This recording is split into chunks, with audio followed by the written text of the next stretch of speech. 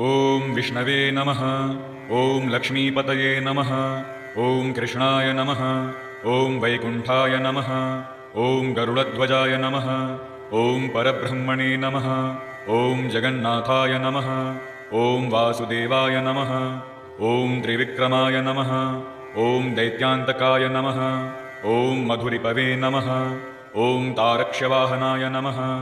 ॐ सनातनाय नमः। ॐ नारायणाय नमः। ॐ पद्मनाभाय नमः। ॐ ऋषिकेशाय नमः। ॐ सुधाप्रदाय नमः। ॐ माधवाय नमः। ॐ पुण्डरीकाक्षाय नमः। ॐ स्थितिकर्त्रे नमः। ॐ परात्पराय नमः। ॐ वनमालिने नमः। ॐ यज्ञरूपाय नमः। ॐ चक्रपाणये नमः। ॐ गदाधराय नमः। ॐ उपेन्द्राय नमः। ॐ केशवाय नमः। ॐ हंसाय नमः। ॐ समुद्रमथनाय नमः। ॐ हरये नमः। ॐ गोविन्दाय नमः। ॐ ब्रह्मजनकाय नमः। ॐ कैटभासुरमर्दनाय नमः। ॐ श्रीधराय नमः। ॐ कामजनकाय नमः। ॐ शेषशायिने नमः। ॐ चतुर्भुजाय नमः। ॐ पाञ्चजन्यधराय नमः। ॐ श्रीमते नमः। ॐ सारङ्गपाणये नमः। ॐ जनार्दनाय नमः। ॐ पीताम्बरधराय नमः। ॐ देवाय नमः। ॐ सूर्यचन्द्रविलोचनाय नमः। ॐ मत्स्यरूपाय नमः। ॐ कूर्मतनवे नमः।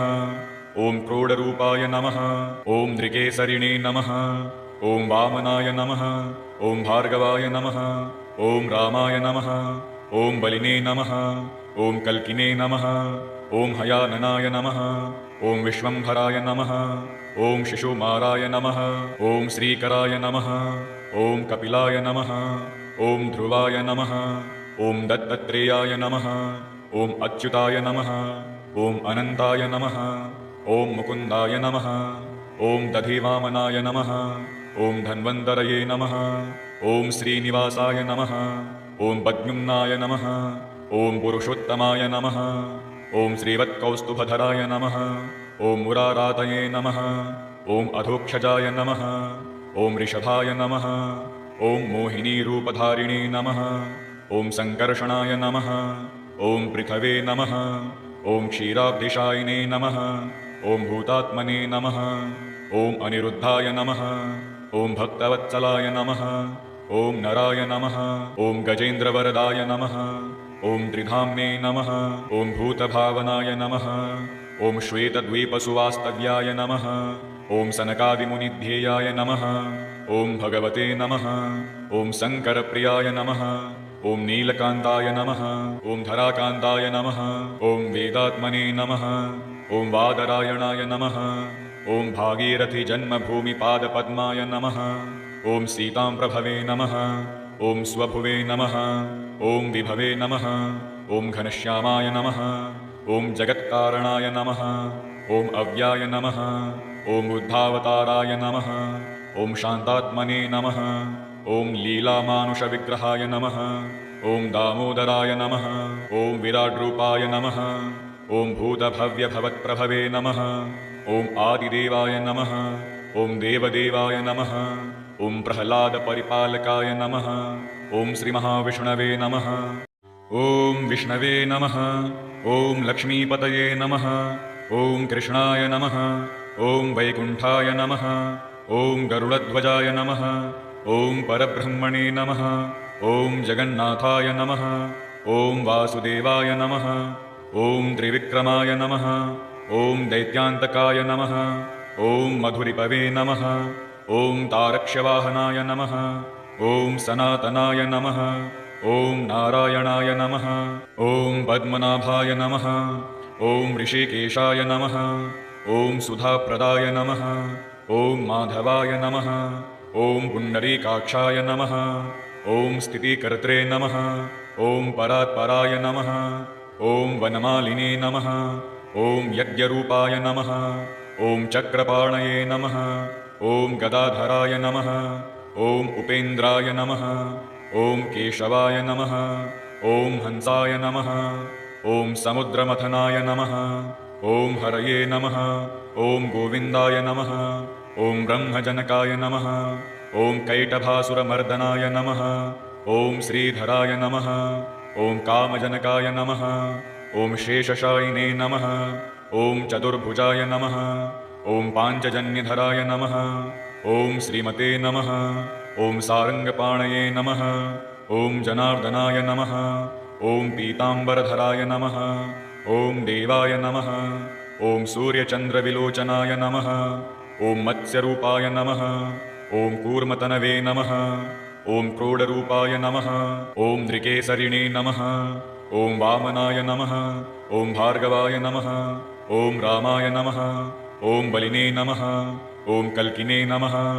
ॐ हयाननाय नमः। ॐ विश्वम्भराय नमः। ॐ शिशुमाराय नमः। ॐ श्रीकराय नमः। ॐ कपिलाय नमः। ॐ ध्रुवाय नमः। ॐ दत्तात्रेयाय नमः। ॐ अच्युताय नमः। ॐ अनन्ताय नमः। ॐ मुकुन्दाय नमः। ॐ दधिवामनाय नमः। ॐ धन्वन्तरये नमः। ॐ श्रीनिवासाय नमः। ॐ पद्युम्नाय नमः। ॐ पुरुषोत्तमाय नमः। ॐ श्रीवत्कौस्तुभधराय नमः। ॐ मुरारातये नमः। ॐ अधोक्षजाय नमः। ॐ ऋषभाय नमः। ॐ मोहिनीरूपधारिणे नमः। ॐ सङ्कर्षणाय नमः। ॐ पृथवे नमः। ॐ क्षीराब्धिशायिने नमः। ॐ भूतात्मने नमः। ॐ अनिरुद्धाय नमः। ॐ भक्तवत्सलाय नमः। ॐ नराय नमः। ॐ गजेन्द्रवरदाय नमः। ॐ त्रिधाम्ने नमः। ॐ भूतभावनाय नमः। ॐ श्वेतद्वीपसुवास्तव्याय नमः। ॐ सनकादिमुनिध्येयाय नमः। ॐ भगवते नमः। ॐ शङ्करप्रियाय नमः। ॐ नीलकान्ताय नमः। ॐ धराकान्ताय नमः। ॐ वेदात्मने नमः। ॐ वादरायणाय नमः। ॐ भागीरथीजन्मभूमिपादपद्माय नमः। ॐ सीताम्प्रभवे नमः। ॐ स्वभुवे नमः। ॐ विभवे नमः। ॐ घनश्यामाय नमः। ॐ जगत्कारणाय नमः। ॐ अव्याय नमः।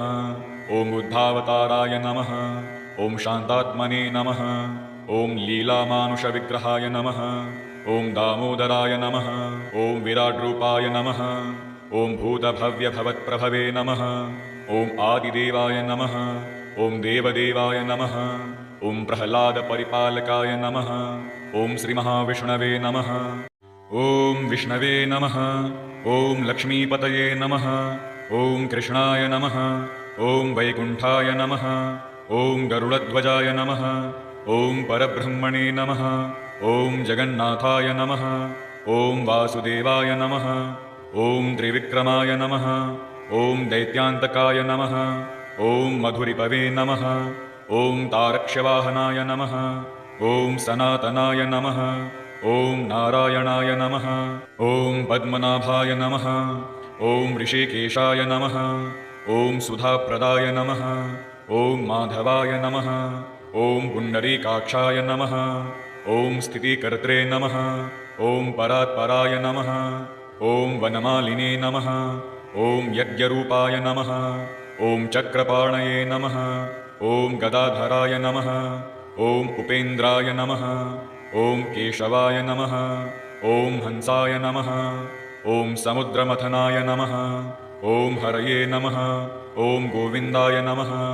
ॐ ब्रह्मजनकाय नमः। ॐ कैटभासुरमर्दनाय नमः। ॐ श्रीधराय नमः। ॐ कामजनकाय नमः। ॐ शेषशायिने नमः।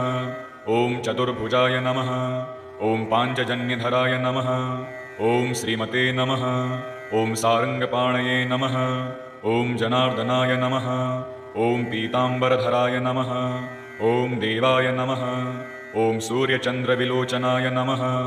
ॐ मत्स्यरूपाय नमः। ॐ कूर्मतनवे नमः। ॐ क्रोडरूपाय नमः। ॐ नृकेसरिणे नमः।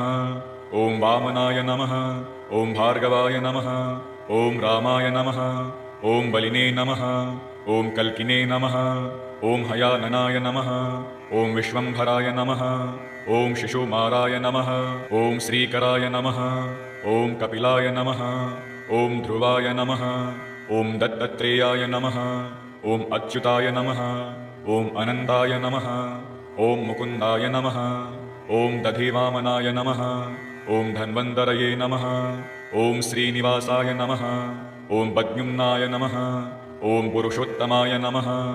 ॐ श्रीवत्कौस्तुभधराय नमः। ॐ मुरारातये नमः। ॐ अधोक्षजाय नमः।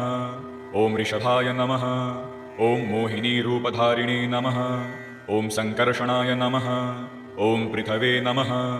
ॐ क्षीराब्धिशायिने नमः। ॐ भूतात्मने नमः। ॐ अनिरुद्धाय नमः। ॐ भक्तवत्सलाय नमः।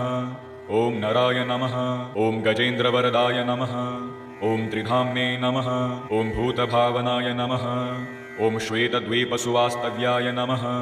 ॐ सनकादिमुनिध्येयाय नमः। ॐ भगवते नमः। ॐ शङ्करप्रियाय नमः। ॐ नीलकान्ताय नमः। ॐ धराकान्ताय नमः। ॐ वेदात्मने नमः। ॐ वादरायणाय नमः। ॐ भागीरथीजन्मभूमिपादपद्माय नमः। ॐ सीताम्प्रभवे नमः।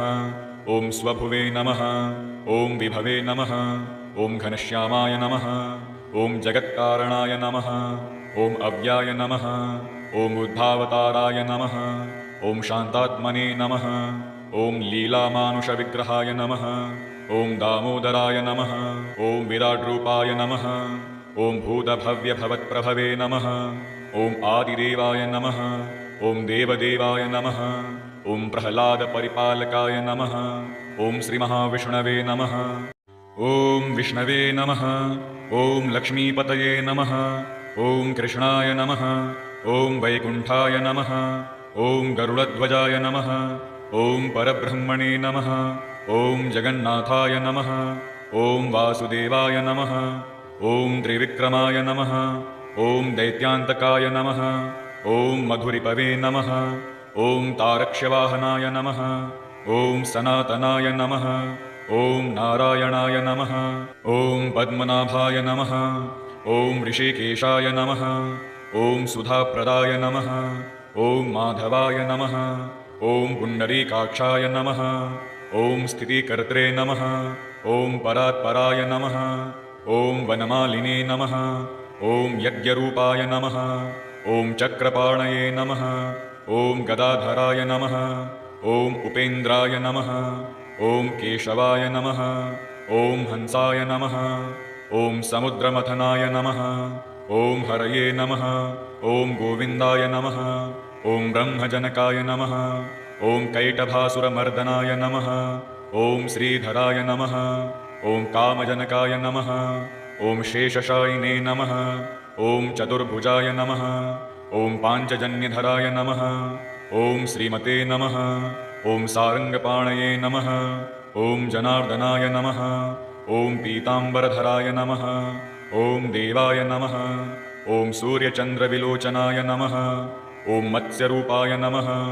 ॐ कूर्मतनवे नमः। ॐ क्रोडरूपाय नमः। ॐ नृकेसरिणे नमः। ॐ वामनाय नमः। ॐ भार्गवाय नमः। ॐ रामाय नमः। ॐ बलिने नमः। ॐ कल्किने नमः। ॐ हयाननाय नमः। ॐ विश्वम्भराय नमः। ॐ शिशुमाराय नमः। ॐ श्रीकराय नमः। ॐ कपिलाय नमः। ॐ ध्रुवाय नमः। ॐ दत्तात्रेयाय नमः। ॐ अच्युताय नमः। ॐ अनन्ताय नमः। ॐ मुकुन्दाय नमः। ॐ दधिवामनाय नमः। ॐ धन्वन्तरये नमः। ॐ श्रीनिवासाय नमः। ॐ पद्युम्नाय नमः। ॐ पुरुषोत्तमाय नमः। ॐ श्रीवत्कौस्तुभधराय नमः। ॐ मुरारातये नमः। ॐ अधोक्षजाय नमः। ॐ ऋषभाय नमः। ॐ मोहिनीरूपधारिणे नमः। ॐ सङ्कर्षणाय नमः। ॐ पृथवे नमः। ॐ क्षीराब्धिशायिने नमः। ॐ भूतात्मने नमः। ॐ अनिरुद्धाय नमः। ॐ भक्तवत्सलाय नमः। ॐ नराय नमः। ॐ गजेन्द्रवरदाय नमः। ॐ त्रिधाम्ने नमः। ॐ भूतभावनाय नमः।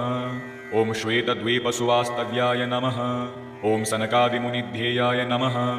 ॐ भगवते नमः। ॐ शङ्करप्रियाय नमः। ॐ नीलकान्ताय नमः। ॐ धराकान्ताय नमः। ॐ वेदात्मने नमः। ॐ वादरायणाय नमः। ॐ भागीरथीजन्मभूमिपादपद्माय नमः। ॐ सीताम्प्रभवे नमः। ॐ स्वभुवे नमः। ॐ विभवे नमः। ॐ घनश्यामाय नमः। ॐ जगत्कारणाय नमः ॐ अव्याय नमः ॐ बुद्धावताराय नमः ॐ शान्तात्मने नमः ॐ लीलामानुषविग्रहाय नमः ॐ दामोदराय नमः ॐ विराट्रूपाय नमः ॐ भूतभव्यभवत्प्रभवे नमः ॐ आदिदेवाय नमः ॐ देवदेवाय नमः ॐ प्रह्लादपरिपालकाय नमः ॐ श्रीमहाविष्णवे नमः